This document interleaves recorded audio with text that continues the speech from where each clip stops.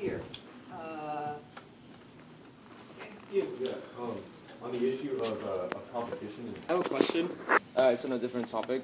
But under your leadership, the Department of Homeland Security and ICE deported almost 2 million people. You pushed through a massive, costly, and discriminatory policy of militarizing the border between the United States and Mexico. This is considered the most repressive and ruthless anti-immigrant attack ever carried out. And it is considered a historic attack on the entire immigrant community. So given the fact of your actions, how should undocumented students and potential students of the UCs feel about your appointment as president? Should they feel scared to pursue higher education and face deportation? Should they feel scared to be separated from their families? Okay. You know what I just said about having a thick skin? That's why you need a thick skin. Because it is a set of questions that I've been asked, and I'm not afraid to answer, which is to say, yes, part of this huge department was immigration enforcement on a law that I agree and have been lobbying for 10 plus years to change.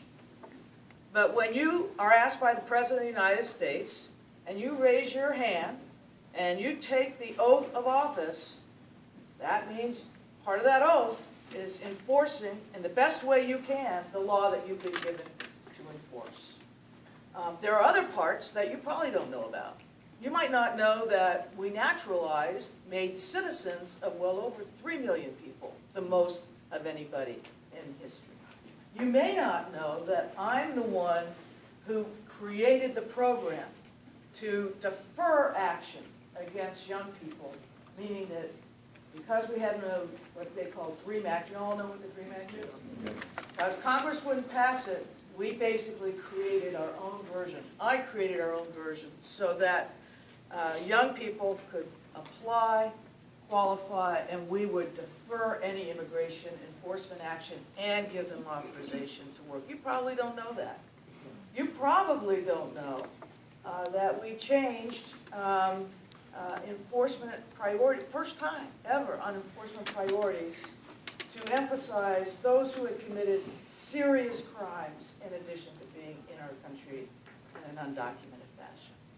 So, yes, there were a lot of deportations. That is a function of immigration law, but other things happened as well. Other questions over here. You already have one? Who has not asked a question?